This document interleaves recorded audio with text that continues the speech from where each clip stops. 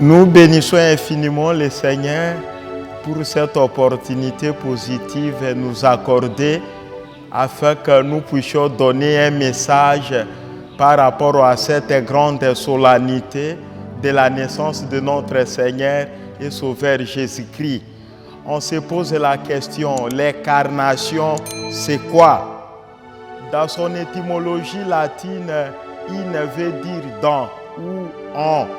Caro veut dire la chair ou la viande.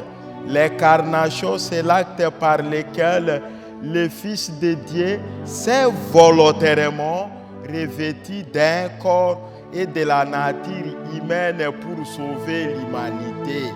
Jean lui dit, c'est la parole faite chair, le Verbe s'est fait chair. Ça c'est Jean 1, le premier verset et suivant. Que dit la Bible au sujet de cette naissance de Jésus-Christ? J'ai pris les sources bibliques, je cite Luc chapitre 1er, le 26e au 38e verset, chapitre 2, le premier verset 1 et suivant, Ésaïe chapitre 7, le 14e au 17e verset, Jean chapitre 1er, mais vous lirez aussi, on lit aussi le 18e verset, on peut trouver ça. Alors là, on se pose beaucoup de questions. Y a-t-il autre source que la source biblique au sujet de la naissance de Jésus-Christ? Il y a une précision de la date. La Bible précise-t-elle une datation exacte? Quel message est donné aux chrétiens et à nos interlocuteurs?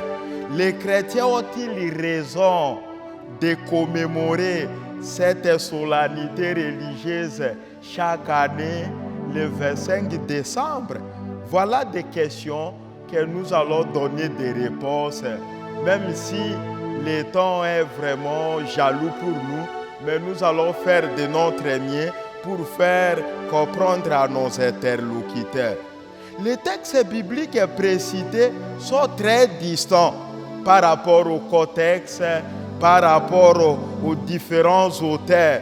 Mais ces textes convergent vers une même vérité indubitable et indiscutable, à savoir la naissance de Jésus-Christ. C'est vraiment un grand événement historique connu par tout le monde. Les chrétiens et les non-chrétiens, les musulmans en parlent aussi. Je voudrais citer à ce sujet la révélation des musulmans ou leur Bible. Le Coran dit ceci. Jésus est le dernier grand prophète avant Mahomet. Je cite à ce sujet la traduction des maçons qui dit ceci. Je cite. Les anges disent, ô Marie, Dieu t'annonce la bonne nouvelle d'un Verbe émanant de lui. Son nom est le Messie, Jésus, fils de Marie, illustre en ce monde et dans la vie future. Il est au nombre de ceux qui sont proches de Dieu, Allah. Dès le berceau, il parlera aux hommes comme un vieillard. Il sera au nombre des justes. Elle dit, mon Seigneur, comment aurais-je un fils? Nul homme ne m'a touché. Il dit, Dieu crée ainsi ce qu'il veut. Lorsqu'il a décrété une chose, il lui dit, sois, et elle est. Dieu lui enseignera les livres, la sagesse, la loi, l'évangile, et le voilà, prophète envoyé au fils d'Israël. Fin de citation.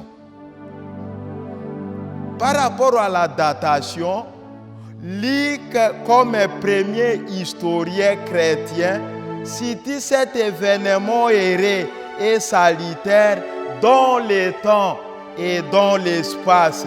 Il donne une précision à l'époque de César Auguste qui devint officiellement souverain de l'Empire romain en l'an 2027 avant Jésus-Christ.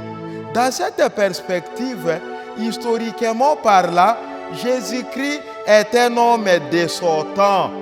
On l'a vu grandir, rempli de sagesse, et la grâce de Dieu était sur lui en plérum.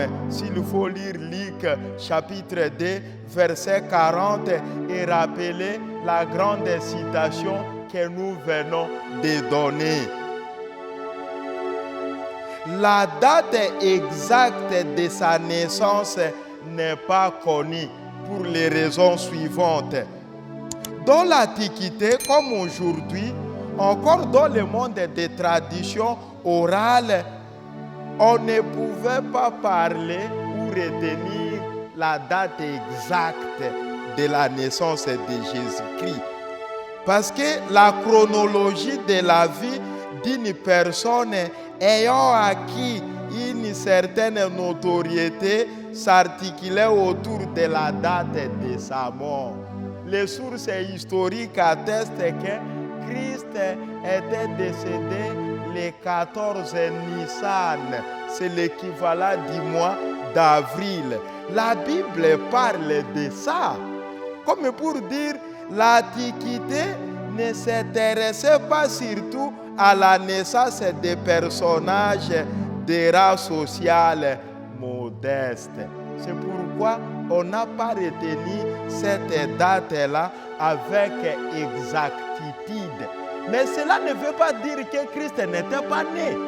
Il a été né réellement. Parce qu'on ne peut pas parler de la mort de quelqu'un sans sa naissance. Ce qui prouve à suffisance que Christ était né. Alors il faut comprendre la naissance de Jésus-Christ sur les plans forts et non sur les plans formes. Sur les plans forts, je voudrais dire ceci. Moi, je suis le père de plusieurs enfants, mais il y a aussi des parents ou des papas qui ne savent pas la date exacte de la naissance de leur fils. Mais cela ne signifie pas que leurs fils n'ont pas été nés ou ils ne viennent pas d'une union légitime. Non, ce n'est pas ça. Le message que je voudrais donner, c'est celui-ci. Comme l'histoire chrétienne a commencé chez les Juifs, nous avons hérité la foi judéo-chrétienne. Comme pour dire Christ a été né nécessairement. Mais la date du 25 décembre a été retenue par convention. Parce qu'à cette époque-là, on adorait les divinités païennes. Un dieu qu'on appelait soleil. Bon, en fait, si vous lisez bien l'histoire romaine, même l'histoire égyptienne, les païens célébraient plusieurs dieux. Il y a Bacchus, il y a Astéra, il y a plusieurs divinités païennes. C'est comme ça que selon la convention, on s'est dit, il faut plutôt commencer à vénérer Jésus-Christ qui nous a été né. Mais la naissance de Jésus-Christ prouve à suffisance que Dieu est fidèle à ses promesses et il réalise ses promesses. On a l'habitude de chanter cela en swahili et je voudrais le dire en français que ce que Dieu a promis pour toi, cela va s'accomplir certainement. Vous lisez Ésaïe chapitre 7 verset 14, vous comparez ça avec Matthieu chapitre 1, le 22e au 23e verset. Ésaïe lui dit, Christ naîtrait d'une vierge. Quand vous lisez dans Matthieu, vous trouvez réellement que Christ a été né par la Vierge Marie. Vous lisez Ésaïe chapitre 11 verset 1, vous comparez ça avec Matthieu chapitre 2 verset 23. On va vous dire qu'Ésaïe a prophétisé que Christ, quand il sera né, il sera nazaréen. C'est comme ça qu'il est appelé nazaréen. Pour finir, je voudrais dire ceci, un autre message. Quand nous célébrons la naissance du Christ, nous célébrons ça dans la foi chrétienne. Parce qu'en Christ habite toute plénitude de la divinité.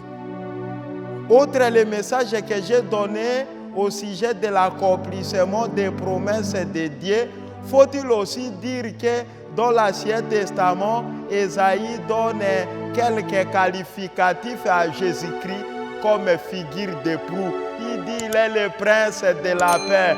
En ce moment où notre pays traverse des moments très difficiles de son existence, nous avons aussi besoin de la paix. Et cette paix-là ne peut être nous donnée que par Jésus-Christ, qui est le prince par excellence de la paix.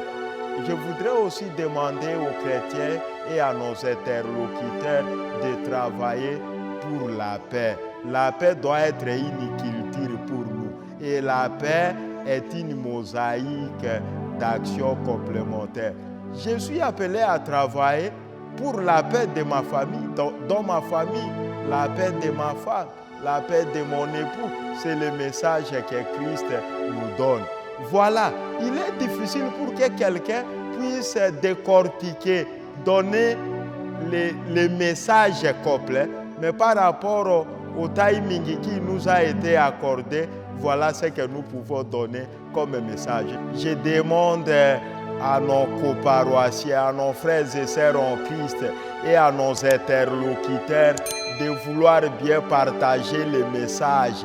Je suis César Muzigilingai, le pasteur de la CBK Kisangani Makiso. Que Dieu vous bénisse.